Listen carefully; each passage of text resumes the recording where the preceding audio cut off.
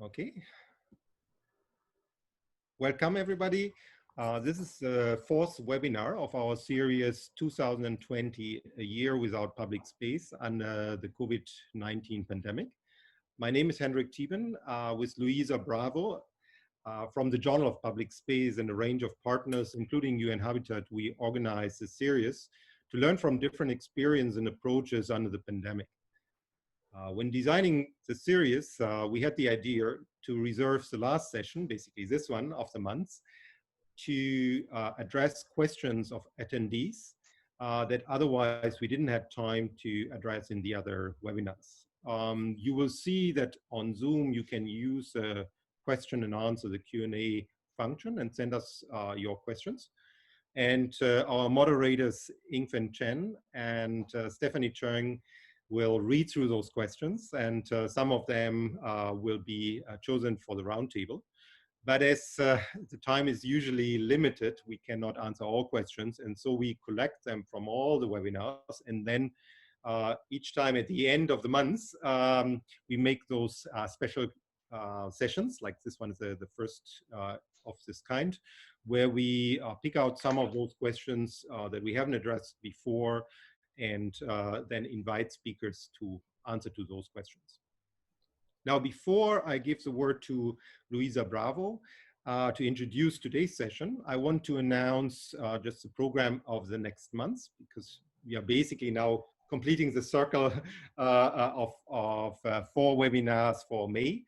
And just to explain what expects you in June if you want to tune in. Also in June, we will always have our events on Thursdays. And we'll have 4 sessions. The first session will be on informal settlements under COVID-19 with contributors from Africa, Middle East, and Asia. Then we will have a second webinar that again will look at innovative approaches and creative practices. So we had one of those sessions last in May, and we also plan each month one of those sessions. Last time we had quite positive feedback on that particular session. For this time, we invited RMIT as a co-host for this event, and RMIT in Melbourne. And we will have different inputs by artists and curators that will talk about their work. And then there will be a third webinar that will look at how can we create inclusive public space and resilient communities. Again, this is a topic that probably goes through many of the sessions, but this will be then just focused on this topic. And the 4th session in June will be again reserved for additional questions that we couldn't cover in the roundtable discussions in the webinars before. Just to mention, all the webinars are recorded on video, and we post them after a quick edit on our website. So basically, if you look at the website of the Journal of Public Space and of City Space Architecture, and also the related Facebook sites, you can find those videos, and the first 2 webinars are already available there. And I think in the next days also the 3rd webinar. And just to announce today's session, because also we have thought that you are already kind of looking at so many webinars, and this time we have not 5 speakers, but 3 speakers. We plan to finish basically in 1 hour, so to keep it crisp and easier for you to have your program for the evening or day. So without further ado, I want to pass the word to Luisa Bravo, who's the founder of the Journal of Public Space and the co-host of this series. And she will introduce today's session and also the invited speakers. Thank you very much.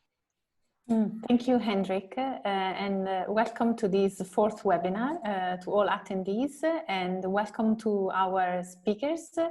As Hendrik mentioned, this webinar is intended to be an expert group discussion, answering to selected questions that we took from previous webinars, because we are reviewing all the questions coming out from the audience for each webinar. And so the fourth webinar of the month is supposed to answer to some of those questions.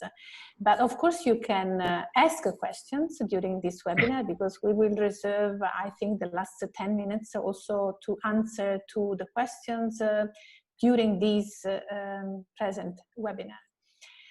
Since this is an expert group discussion, we invited three experts and well-known scholars and professionals from United States, Spain, and India.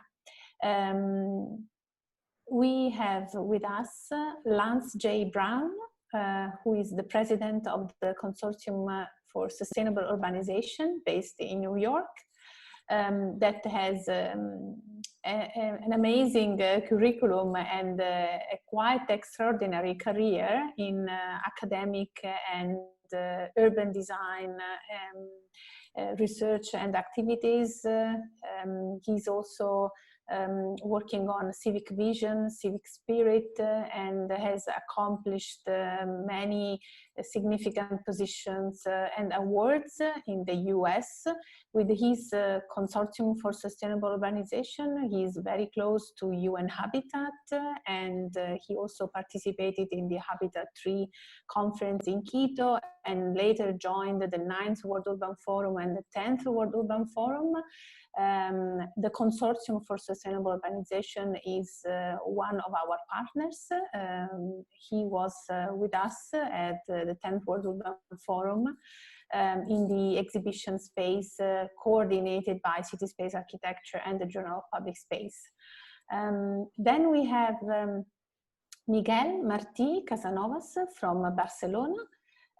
He is an assistant professor at the Department of Urbanism and Regional Planning of the Politècnica University of Catalunya since 2001.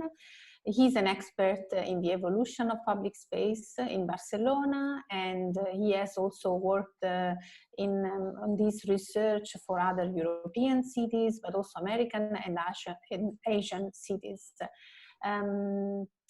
Then we have Sharmila Jagadisan. Sorry if I pronounce your perfect. Okay, and she's an architect and planner based in India. She's associate professor at the School of Architecture, Vellore Institute of Technology. She has a PhD in planning from University of Auckland, New Zealand, and she's a member also of the World Society for Acoustics, which is the science of human settlements. So she's engaged in transdisciplinary research and practice, including regional city, community planning, and dwelling design. So talking about human settlements means that we pay particular attention to many different perspectives related to geography, ecology, human psychology, anthropology, culture, politics, and of course, urban design. So again, thank you for accepting our invitation to be part of this webinar. You already received the selection of questions that we raised from previous webinars. For all attendees, if you want to look at those questions, they are published on the webpage of this webinar on the Journal of Public Space. I don't know if Yin-Fen or Stephanie, you can send the link to all attendees so that they can follow the structure of the webinar. They can also read the full CVs of our experts, and you can also read the questions and some reflections that we collected from previous webinars. Just to introduce a little bit the topic, I would like to share with you a very short presentation that I made for this webinar today. I will give some announcement here. I don't know if you can see here. Okay. This is an announcement before I show you this short presentation. We just published a new issue of the Journal of Public Space, which is a special issue, and very timely, I would say, on public health and well-being in public open spaces through climate-responsive urban planning and design.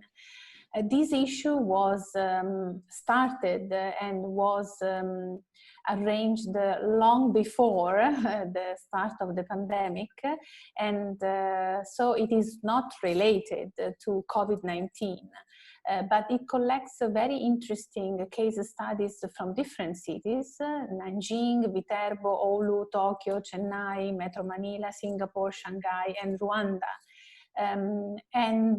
This is, as I said, is very timely because it is about, design for public space in what we call now normal conditions of public space, but we are currently working on another special issue that is a kind of response to what's happening now.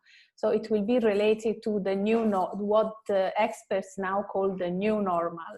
And this new issue on which will have the same title of this initiative, 2020, a year without public space under the COVID-19 pandemic, will address specific issues related to this health emergency, and it is expected to be published by the end of June, beginning of July. So for today's webinar, since from the questions that we raised from the audience, actually most of the concerns were about the design of public space and how cities will look like in the post-COVID-19 world. So I collected here in this presentation a number of newspaper articles so that you can have an overview on what we have been reading from an expert perspective in the past months. And this is The Magic of Empty Streets is an opinion piece for the New York Times that was published on the 8th of April. So let's say in the middle of the pandemic, while the pandemic was moving from China to Italy to the US. And so this opinion piece is addressing the fact that this pandemic and these social distancing behavior that now we are accustomed to apply in our daily routines give us a rare chance to fix cities. And this article was addressing to difficult solutions and difficult decisions that at some point city managers and policymakers should take to reconsider how we will be using public spaces. I want to be very fast because probably you already know some of these articles that were published, and you can see here full references, so I think you can easily find them online.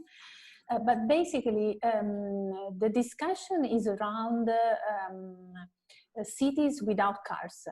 And how we can actually use the space that we currently have, but that is now used by cars and not by pedestrians. And so while the pandemic is moving and expanding globally, there is this awareness that we should reconsider the urban idea of our cities. And for example, this recent article was addressing this petition, an open letter to political leaders to reconsider the use of streets. And even from China, this shared bikes program is now giving you the chance to use bicycles for free during rush hours. And this is the first attempt that I saw recently to reconsider the design of streets. And here you have Newcastle, and you see in the UK. And so you see that from historical perspective on the top right to the current use, top down, on the right, then this idea to redesigning space for pedestrian use, for bicycle use, public transportation on the left. So there is this attempt to say that streets are for people. But this is not new. I mean, we have been discussing for decades now. I mean, urban designers have been discussing for really decades about reclaiming spaces for people.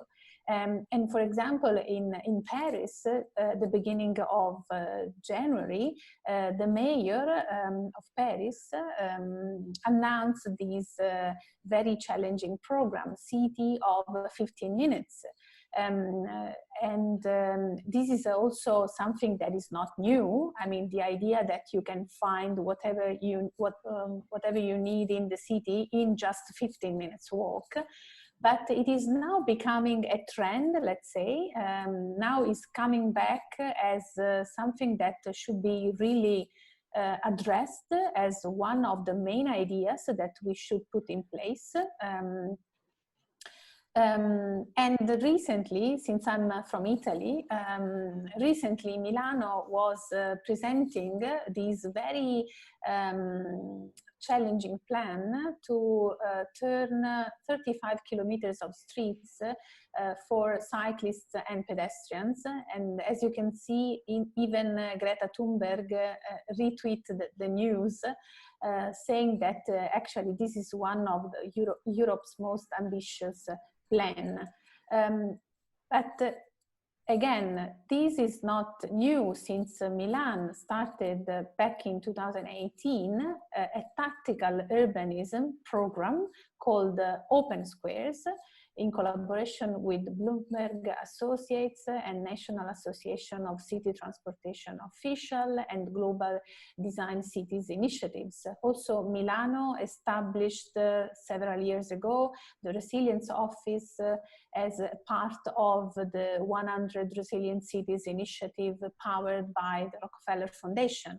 So the city was already redefining a strategy in terms of resilient, inclusive and open public spaces. So in order to give back spaces to people and redefining the model of transportation and mobility in the city. So now Milan is trying to be even more ambitious through this open street program that comes now as a response to the pandemic. And as you can see, the plan is basically redefining priorities in streets, providing large and safe spaces for people and pedestrians, also to answer to physical distancing behavior that now we have to apply for daily activities. And these are just some examples on how the redesign of streets are redefining also the use of public spaces. And this was very powerful. I mean, this open street initiative was very powerful in Milano and influenced many other cities. I'm based in Bologna, which is not far away from Milano, and now we have just launched these strade aperte, open streets in Bologna. This was launched just yesterday because there is a group of organizations, so it's a bottom-up initiative that is pushing the local government in order to start a similar plan also in Bologna. And City Space Architecture, my organization, that is also the publisher of the Journal of Public Space, was one of the first 50 organizations to sign the petition. So we are now working in order to, push local governments and try to put in place what already in the past, many urban designers and public space activists were suggesting was supposed to be the right way to understand public space and to design future cities. So the pandemic is actually somehow accelerating the process that was already there, and that there is a lot of knowledge, many books, researchers and professionals engaged in public space research and design. So today we would like to expand this discussion with our experts, and we would like to know your opinion regarding the pre-COVID-19 world, the current situation, and how you envision the post-COVID-19 world. I don't know who wants to start here, or maybe Lance, do you want to start? Oh, sure. Always happy to chime in. Thank you very much, Luisa. That was a very good introduction and a large and wonderful array of images. You know, one thing that struck me as I was looking at the images you have shown, and in conversations I've had over the years, is in a way the broad definition of what public space is, what open space is, what the public realm is, and the fact that the taxonomy is extremely large, from, you know, for everything that goes from the region to the room. If we take the room being whatever it may be, with its adjacent space, if it's residential, a balcony, or if it's an institution, the courtyard, whatever it is, I don't know that we have an available image of that taxonomy, but the big division in my mind has always been, in conversations, between what we call green space and what the public realm is. And I think you know, intrinsically focused on those areas of the city, the byways and the intersections that look like the streets and the squares. In the United States, I think we privilege green spaces as open space. When somebody says an open space, they think of Central Park or a Bryant Park. They don't necessarily think of the spaces in New York that are missing. We do not have a Zocalo, as in Mexico City. We don't have a Tiananmen Square. We don't have the Piazza del Popolo. We don't have a lot of large paved open spaces. In part, in New York at the founding, we had very little open space because everything was laid out in the capitalist system to produce a tax rateable. So public space was considered to be a loss. You couldn't get taxes from it. You couldn't get income from the city. And in fact, it was a small group of people who lobbied that there be some public spaces. For those who know New York, Broadway slices through the city, and it leaves a number of little funny triangles that nobody thought were worth developing anyway. So, oh, we'll make those little parks. That'll be Madison Square Park and Union Square and so on. But until the Central Park came around, and for myself, a Manhattan resident, I live in a district with no public space except the streets, and I don't discount the streets. But we don't eventually find, as in Savannah, a square, or all over Paris and London, small green spaces that serve a local community. So this idea of this taxonomy and between the green and what I call the hard space that I consider to be the agile space. And I don't want to speak for Miquel, but since Barcelona, to me, has always represented a benchmark in the Olympic construction era, where any number of spaces were both reformed or created, where buildings were removed from Barceloneta or the Barrio Chino to make every neighborhood have a little open space, and some of them both planned and designed for multiple activities, meaning they could be empty at one point, but they were equipped with power and light and water, and you could use them for multiple activities. Again, in a contrast to the States, we tend to overprogram, we do it right away, and then in the end, you find you cannot use it in other ways. So anecdotally, I was invited to a small town north of Cluj-Napoca in Romania. They were replanning their central space. It was a heavily planted space. In the olden days, if you'd seen an etching, it was an open market square. In the communist era, to prevent the gathering of large groups of people for protest, they made it a heavily planted area, no place for public gathering. In the current era, it is being reformed. I must say, I don't know if it's a direct relationship to the work of Jan Gehl and others, but from building to building, not from sidewalk to street to street to sidewalk to green, but the whole place being reformed with an idea that it can have multiple uses, that the car will now no longer be dominant, that while they'll be green because we value it, it won't be only green. And I was struck by the fact that the design of it was really being driven by the current state of political awareness, communist versus democratic. It was communist space or democratic space.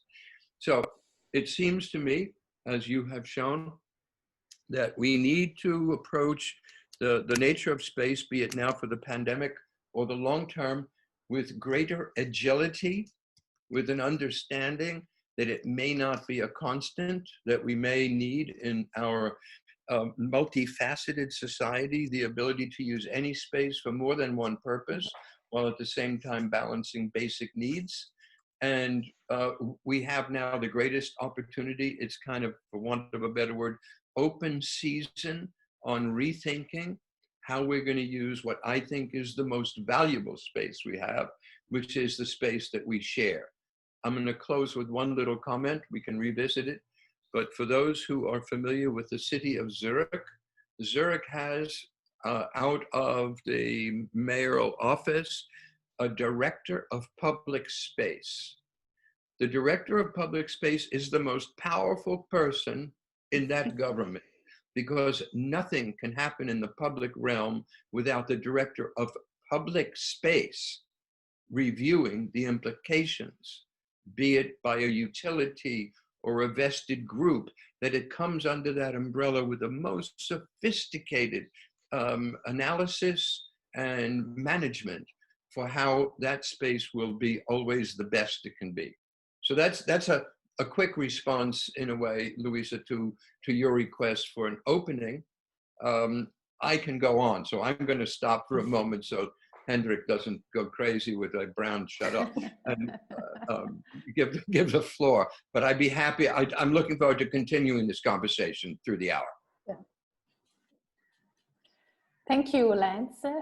So I think Lance was already, giving the floor to Miquel, referring to Barcelona. So Miquel. Good afternoon from Barcelona. First, two preliminary reflections, no? One about time and the other about geography. I think that about geography, it's important to, even if we are talking about global challenges, no? Like pandemic, every city on every region react in a different way. No? So I think I will be talking about a particular model of city, which is the European one, which is a model of compactness, of density, a very formal city, I mean, with a public space highly designed, with a city quite planned, with even with public authorities that try to lead the urban agenda and the urban development in an important way. So this is a model that can be very different for more informal cities. And I think that the session that Hendrik announced in June about informal cities could be, in this sense, very interesting. Or today the contrast with Charmila in India. So I think that to see this different socio-cultural context is important, even if we are facing global trends. The other one about the time is the fact that, as Lance said, I think it's very important to distinguish the short-term actions that cities have taken in front of the COVID in an emergency situation. And I think that the point is to see which will be the influences with these short actions to the long-term transformation of public space and of cities. No? In which way, as Luisa said in her introduction, at this moment, the actions will accelerate, will change, will produce some shift in the trends that were transforming mobility, that were transforming public space, and so on. No? So I think thinking in the short-term actions, one thing that we have learned is the importance of the time factor in these actions. So it's not only the design of public space, but also the way in which we manage the use we do of public space, for instance, with time slots. No? Not all the people can exit during the lockdown at the same time. There are time slots for children, time slots for elderly people, time slots for sport activities, and so on.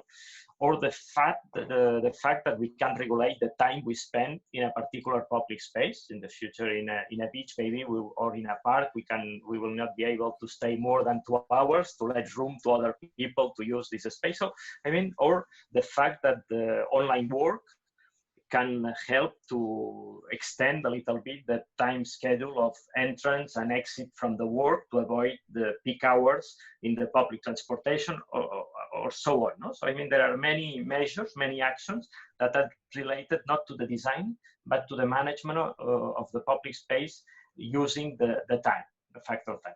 Then, another one is the importance of tactical urbanism, no? That Luisa explained it clearly in her presentation. So let's say a quick implementation, a low-cost urbanism, reversible, that can be temporary. But as you said, I think at this moment, the tactical urbanism is a test to try if this idea of reducing the cars in the city can be accelerated, taking advantage of learning some lessons from the pandemic. The pandemic. So this is this issue of the reducing the amount of cars in the streets to green the city, to green the streets, to create more civic places, to create more way for more sustainable modes of transportations like walking or biking, and so on. I think in this point it's important to address the economic impacts of these actions, no? Because now we are, at least in Barcelona, is also a city that is launching this kind of, accelerating this kind of measures. We are seeing the resistance from mainly the employees saying, well, this will have impacts on the competitiveness of the city, thinking about construction or the library sectors that can have, if we reduce the number of car lanes, will be concerned by this possibility, or even the automotive industry. No? If we are saying we are going to reduce the number of cars and the amount of private cars, the car industry is very important, as tourism it is another one, but the car industry is also in our economy.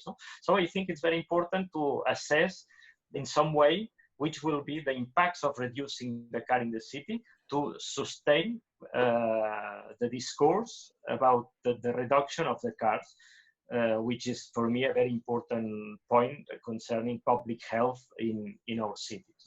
And the last point is that it's not only about streets, but it's also about the social gathering places. No? In some situations of social distance requirements, how we can increase the spaces where we can meet in the short term. This is not easy in very complex cities.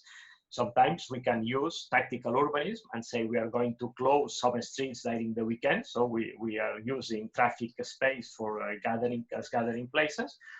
Or also we have seen in some cities the recovery of some places, some small community places like the rooftops that in the past were very lively, and maybe it's a possibility to recover them again as gathering places, these semi-private, semi-public spaces, which are transitional spaces, which are, Miquel himself says, the importance of these transitional spaces between the fully public and the totally private dwellings. And I think it's also a movement related to the greening of the city, as many of these rooftops could be also green rooftops. No? So these possibilities of thinking about if we are not going to concentrate in the same social gathering places, we can find new ones, as can be the rooftops or even the big metropolitan open places like agrarian parks, for instance, in some surrounding some European cities. So it's also a possibility to diversify the places where we can try to have social meetings and social activity as a first reflections on the issue. Thank you, Miguel. So now we have Sharmila, and you probably have a presentation you want to show. Yes. Yeah. Good evening, everyone. I just want to share how COVID had created an impact in from the Indian perspective. I wanted to showcase a case study how we had an impact both in a negative as well as a positive way. I'll just start with the presentation.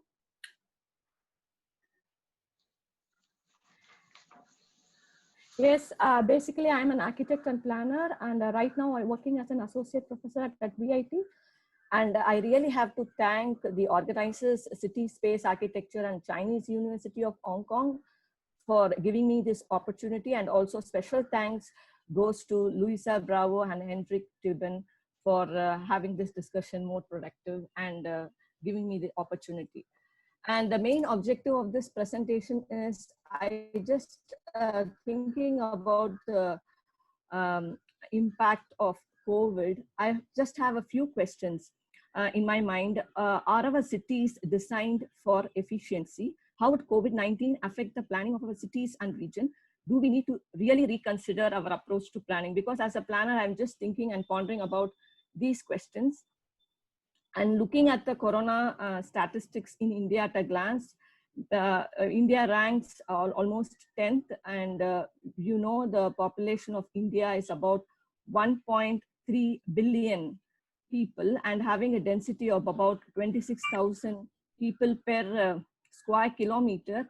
And if you look at the number of total cases in India, it's about 0.15 million.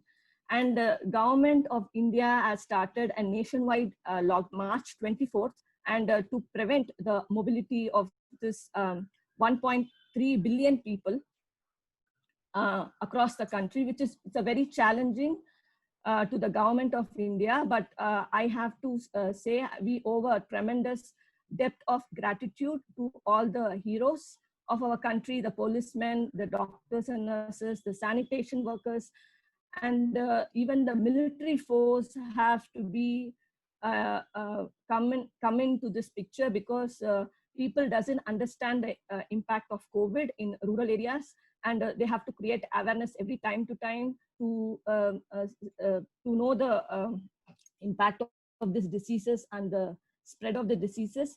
And these people have worked 24/7 to prevent this COVID spread. And when the first initial lockdown was there, you can see, I just wanted to show some of the public spaces in India, and you can find the different settings. I'm just seeing about the public spaces, what you are talking about in Barcelona, New York. In India, it's a completely different setting. If you see the first picture, this is Anna Salai Road, which is a prime urban transport corridor in Chennai, and you can see this a normal setting. There is always a conflict between the pedestrians and the public transport, and during the lockdown, you see there was completely, the place was deserted, or otherwise it completely is a noisy environment. And this is the Tidal Park, which is one of the place where you find a lot of IT industries. And again, you can see this place is deserted after the first lockdown was executed.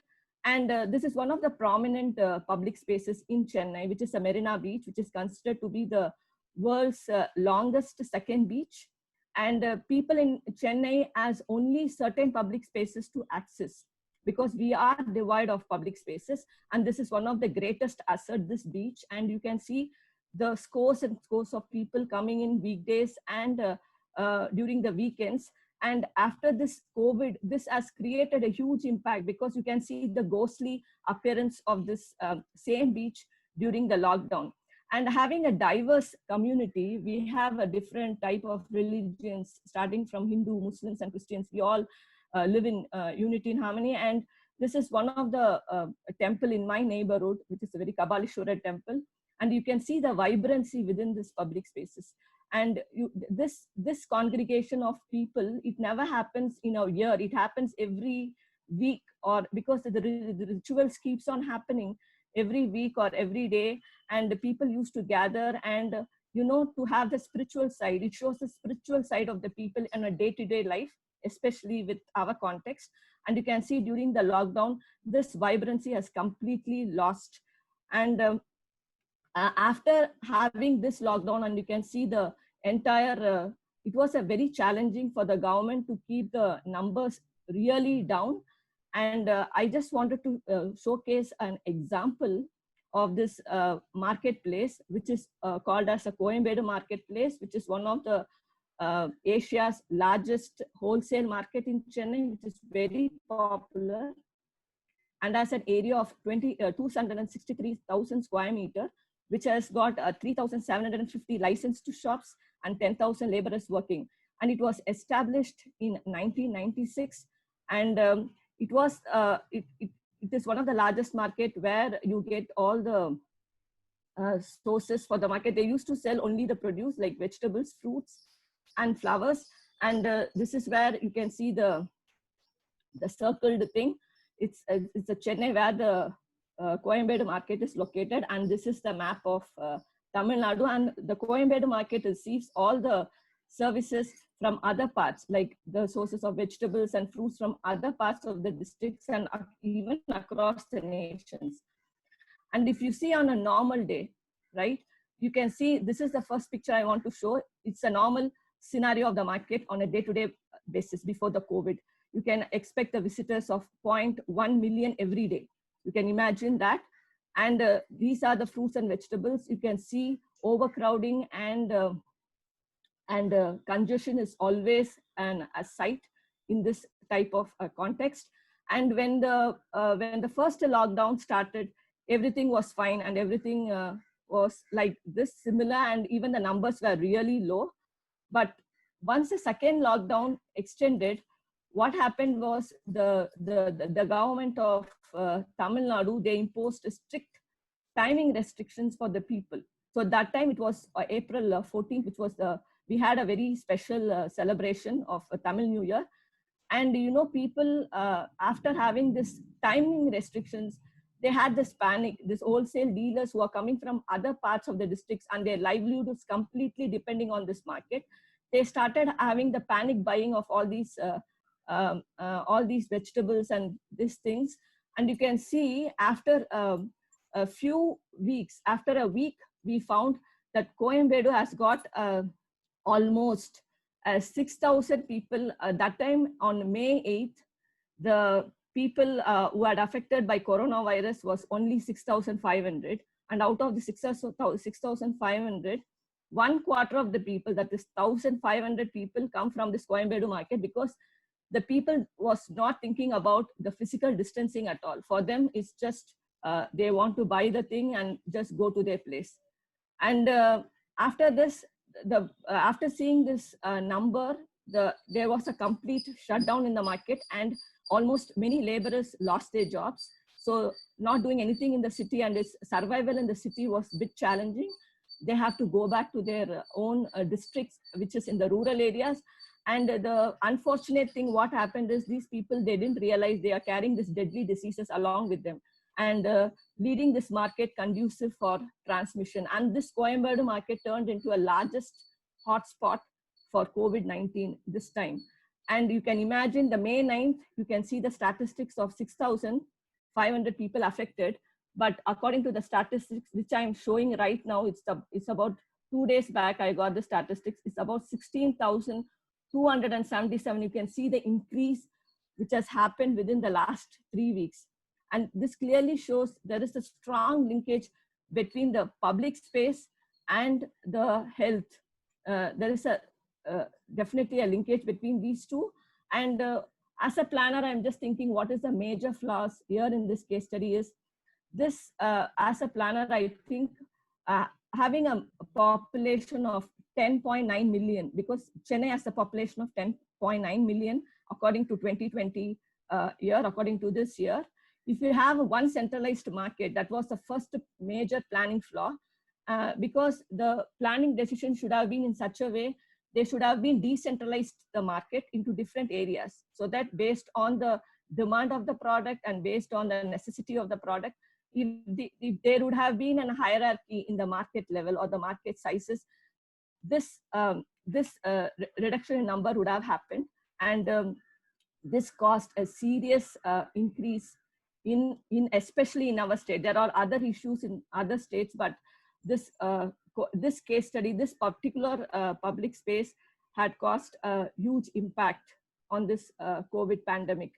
And a few questions more to ponder, because I know this topic is all about public spaces, and coming from my context, I really have to think about certain basic issues like what Corona really taught us: to live in a more sustainable way, to restore the balance in the built systems, or do we have to move towards a more holistic approach and to live in a more humanitarian way with no gender inequalities and differences?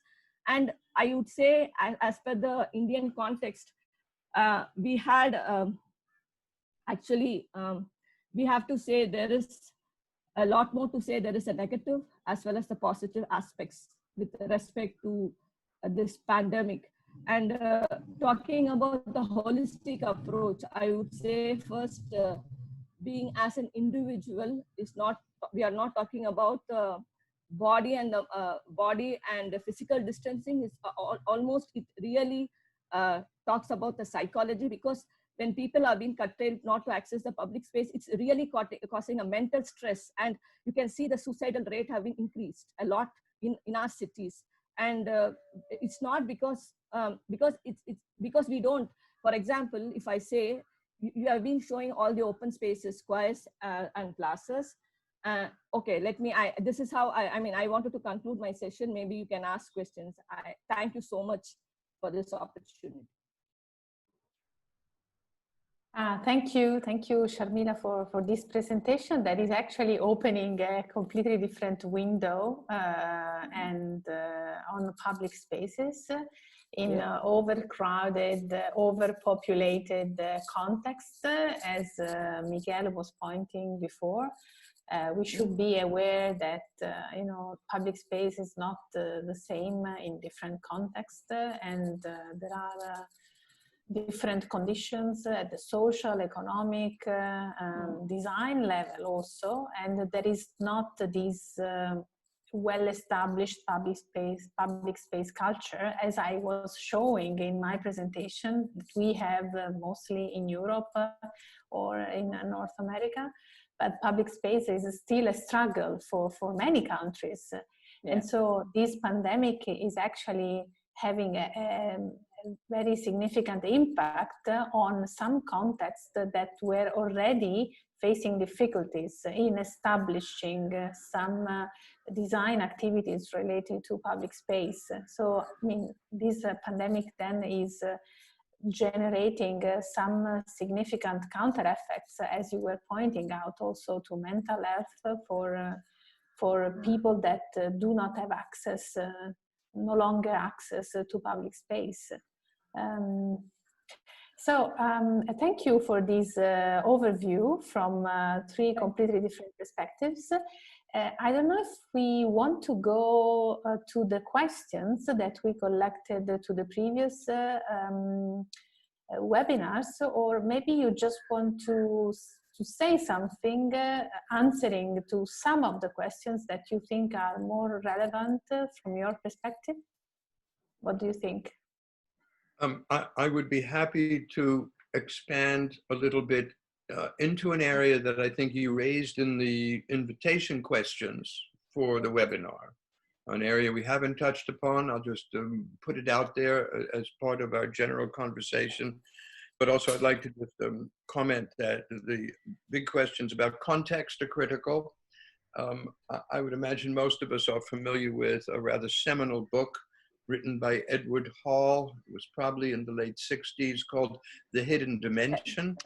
Yeah. And the hidden dimension was a bit revolutionary because it really was one of the first things I was exposed to that discussed the idea that the space we occupy is so culturally conditioned. You know, that there are places in the world where if you rub up against another person's body, it's acceptable. And in other places, if you come within 3 feet of another person's body, that's close enough.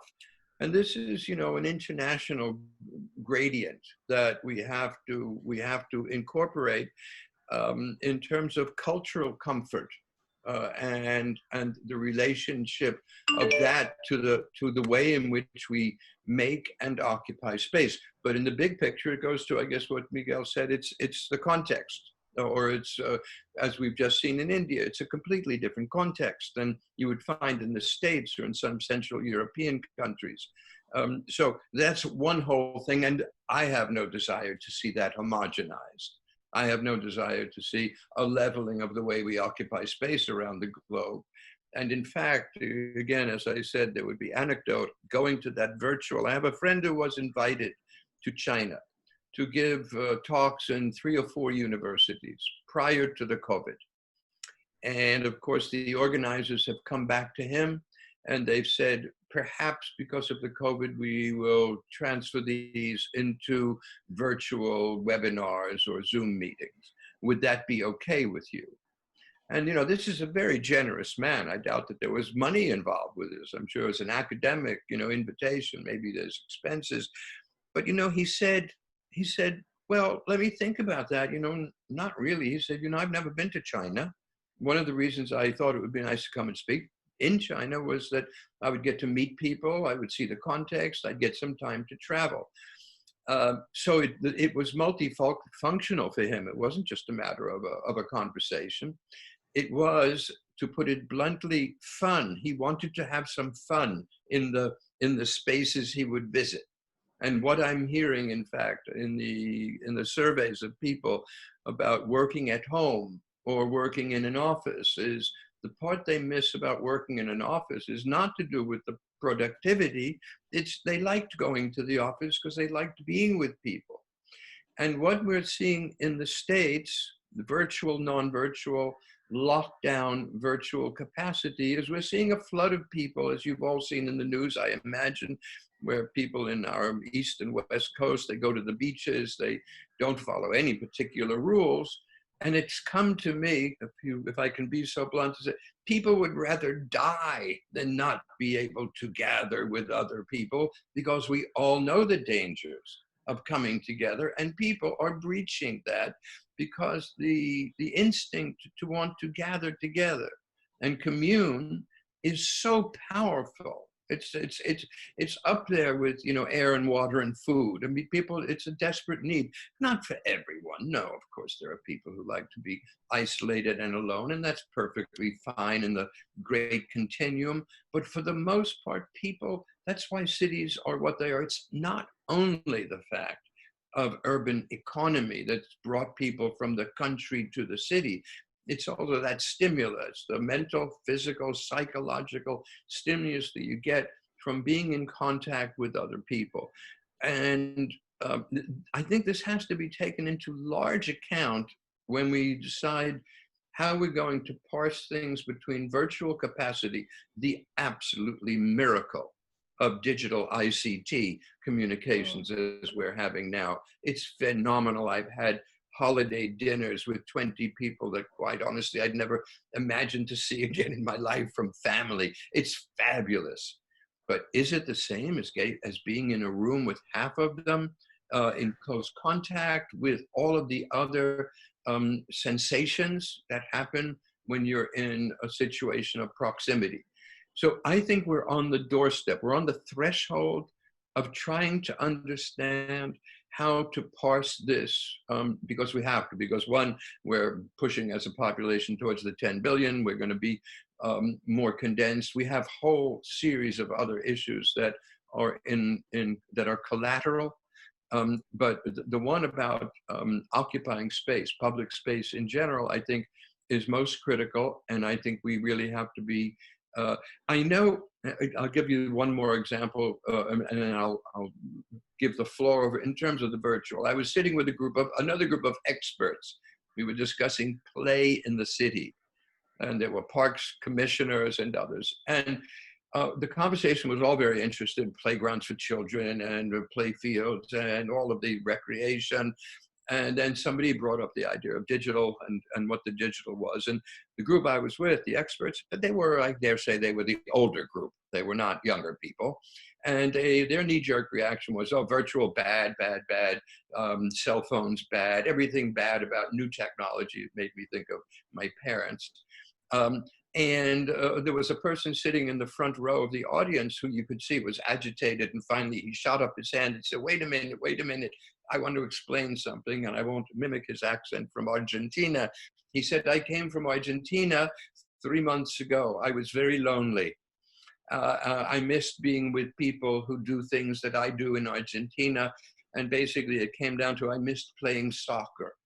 So I got on my cell phone and I sent out a message saying, is there anybody out there that wants to play soccer? And people responded in droves. And now we have a soccer league. Why are you saying this digital virtual tool is a problem when in fact it is the vehicle for bringing people together? And I refer to that, I thought it was a very powerful statement that he made about the nature of how virtual and real can intersect for mutual benefit.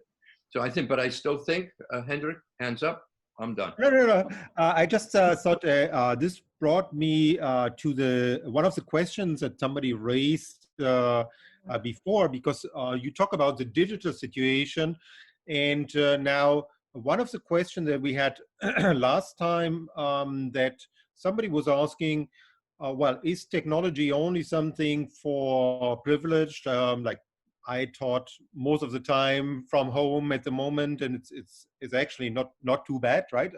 However, we know many people don't have the chance. So one thing I felt, because this particular question came, is one of the ones that we listed here, and I wanted to give that back to Sharmila, because we just have heard from Lan's experience about the kind of the real spaces and the digital spaces. Now India is a place with one of the best kind of software engineers in the world. However, also with a very strong wealth gap, right? How would you see the situation? What do you experience at the moment? You're also teaching online, right? But also, how does that affect like different parts of the population? Like, for example, I spent some time in Taipei, and Taiwan have a rule, broadband is a human right, which is amazing, right? And already before, and was very useful in the crisis. But how do you deal with this in your context? Yes, really I have to share, because in India you find two extreme types of people where the wealth gap is huge. And one part of the people are very affordable, and especially people in the IT sectors.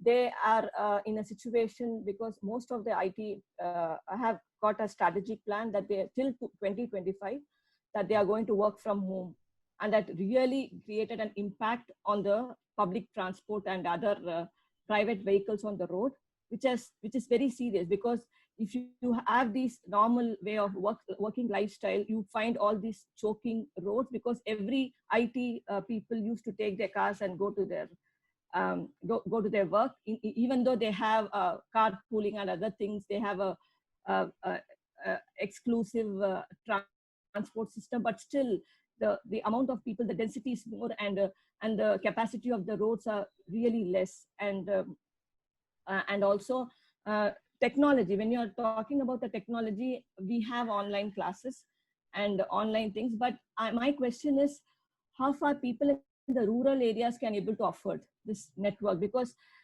even before starting of this webinar, I had a power cut, and immediately my net went off for 5 minutes. And imagine this is a situation happened to me. And imagine people in the rural areas, remote areas in India, they don't have a basic amenities. I mean, they don't have a basic thing. Food is a problem. Livelihood is a problem. And you mean 10 million people in my city are migrant workers. and they are completely dependent. And the question of technology is another a big thing have to play, because for example, education. Okay, I am teaching online, but there are some lab courses where you cannot teach online, where you have to be scientifically go to the class and do the experiments, right? If I'm taking urban design class, we have to go to the site and identify the issues rather than sitting in the online and doing an urban design analysis. I don't think so. It's not viable. It's not a correct, appropriate methodology to follow. And for example, people in rural areas, if this COVID pandemic is going to one strategy could be like the government can take an initiative to not having that, because not every people in the rural area can own a laptop or a desktop, so that they can teach all the lessons through TV or a media, because that's a common where everybody has got TV and they think they can create a channel where they can teach online lessons. That could be one situation for this maybe 18 months or so to tackle this problem. So the technology is really a big issue, because you can find the disparity between two groups of people. Yeah, I think I answered the question. I don't know.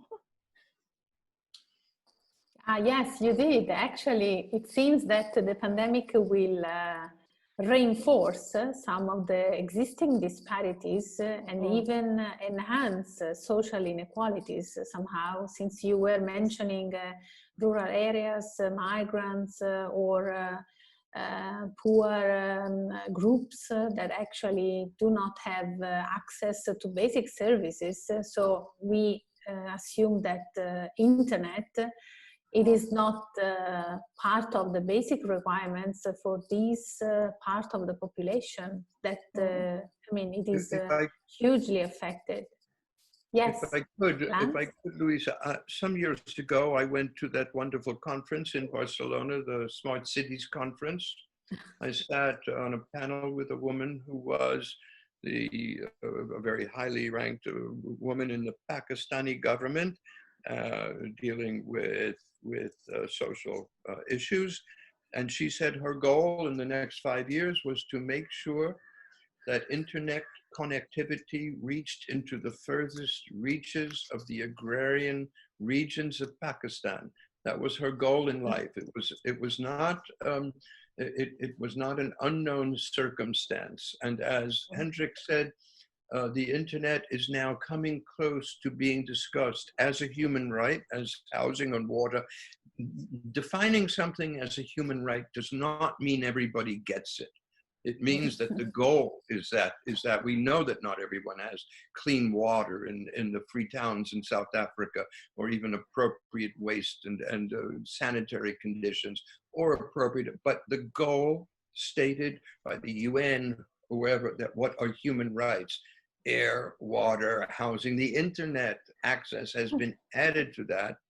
And the philanthropic communities, certainly in the States and elsewhere, have donated hundreds of thousands of laptop computers into rural areas where they know that otherwise they are cut off.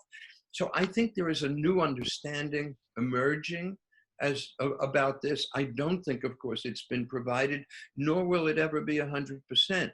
But I think one should take some comfort in the fact that it's recognized, and that this pandemic is increasing that recognition, and that our role is to take advantage of the portal that is opening to make this more available. That's what we've got. There's a big opportunity here.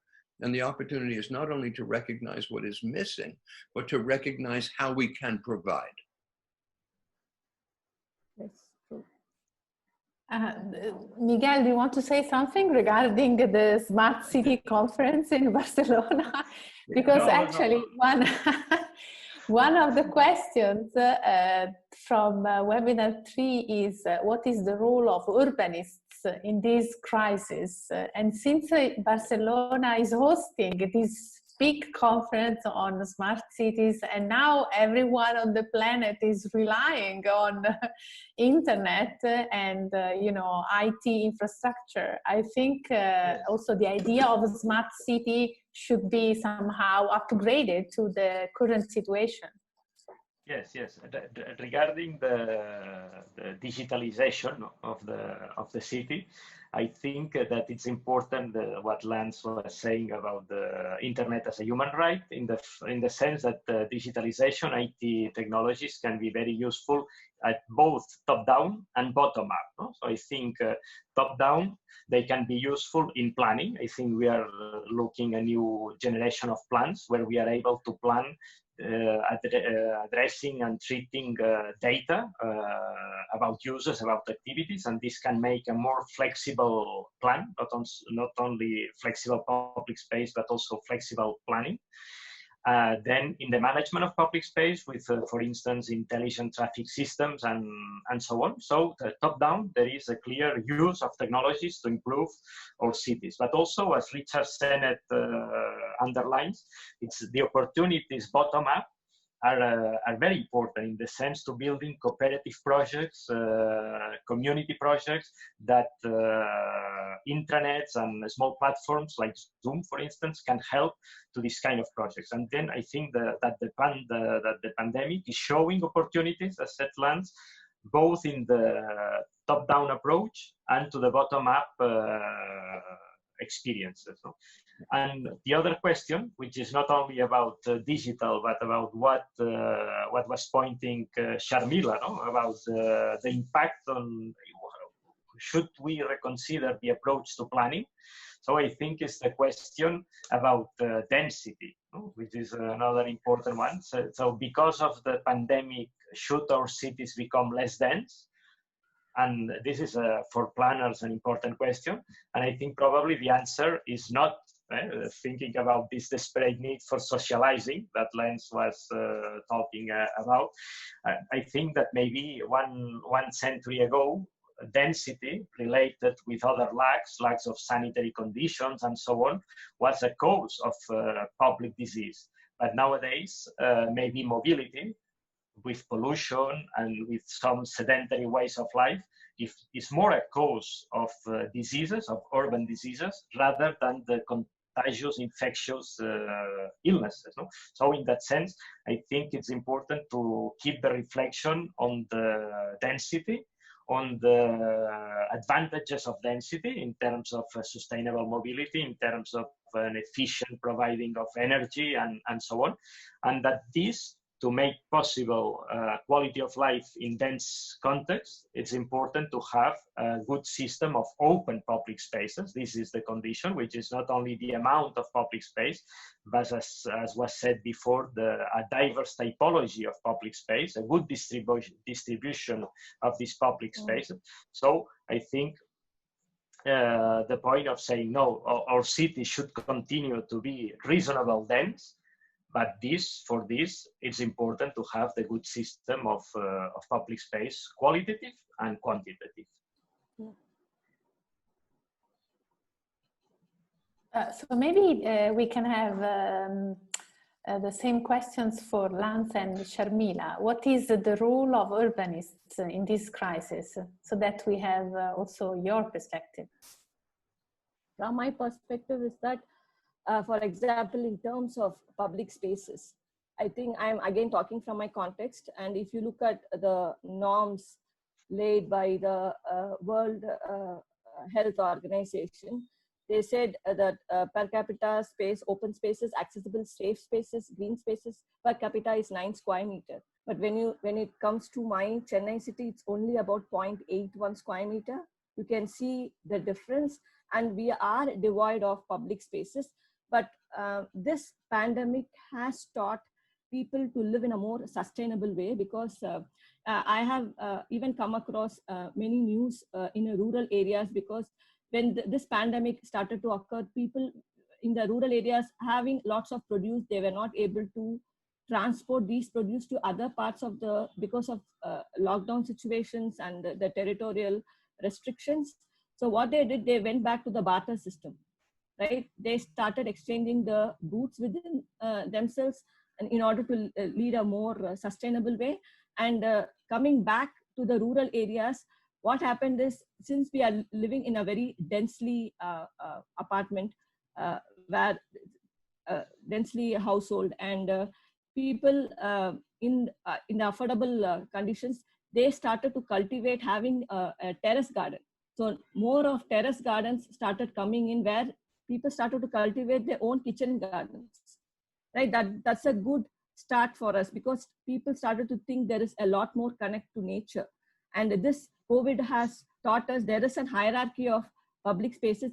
Since they don't have an access to parks and other playgrounds and other things, they started to cultivate this terrace gardens as part of their community life. So this is one trend has happened.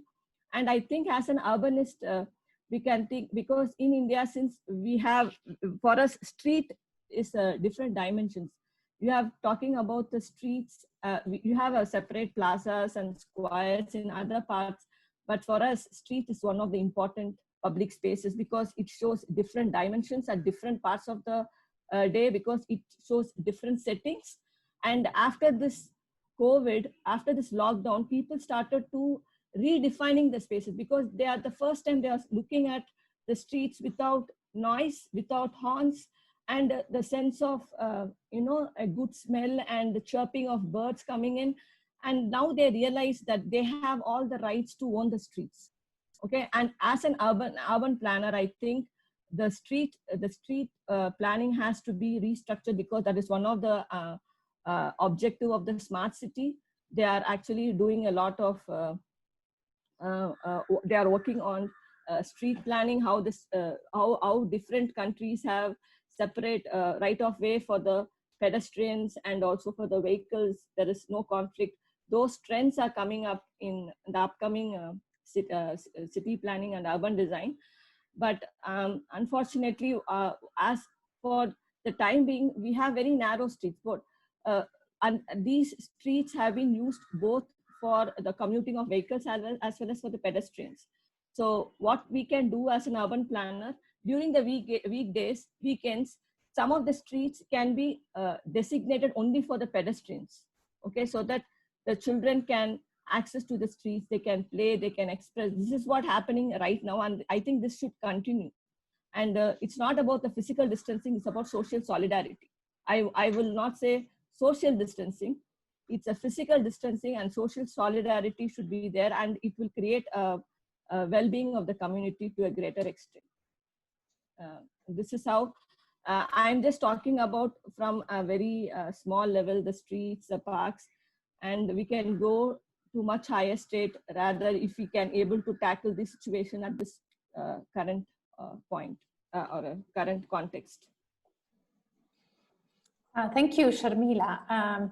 We were supposed now to give the floor to Lance, but he just disappeared since we are talking about smart cities. Actually, he lost the connection, and I think he's trying to reconnect. Okay. But since now we are already more than 1 hour for this webinar, maybe we should just make some closing remarks, and then we just say goodbye to the audience and see you again in the next webinar. So do you want to say something, Miquel, just to close? Well, as a closing remark, I would say this idea of the short-term actions as an opportunity to introduce and to improve current strategies concerning the smartization of the digitalization of the city, the reduction of cars, the naturalization of the city. So I think that there were many trends, many transformations of the cities to face the climate change, to face equity issues, and so on, and to take learn some lessons from the current pandemic situation to improve and to accelerate some of these measures that are really necessary from the point of view of sustainability. Yeah. Okay. Thank you. I think Lance is still struggling to reconnect. Sharmila, do you want to say something? Just a closing remark? Yeah, I think we as an urban planners have a lot more to play to reconquer the public spaces, and we have to think not only, whereas we are just thinking only on the physical entirety, because we have to think on the well-being of the community. That is very important. That is the socially, economically, whatever initiatives we have taken has to be the people has to be part of it, right? That is quite lacking in our context. There is no public participation. Like other countries, we don't give any notification. Suddenly something comes up and new proposals without, it is just happens without any public notification. So if people gets into the system, I think we can reconquer what we have lost in terms of public spaces. Yeah. Thank you. Thank you so much for the opportunity given, and yeah, thanks everybody. Thank you to everyone, yes. Yes, thank you for being with us. Thank you very much. Hendrik, do you want to say something to close this webinar?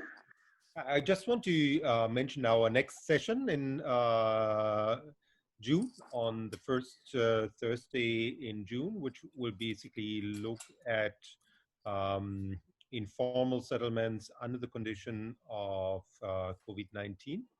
And as mentioned before, we have different contributions from Africa, Middle East, I think from Lebanon, and also from Africa.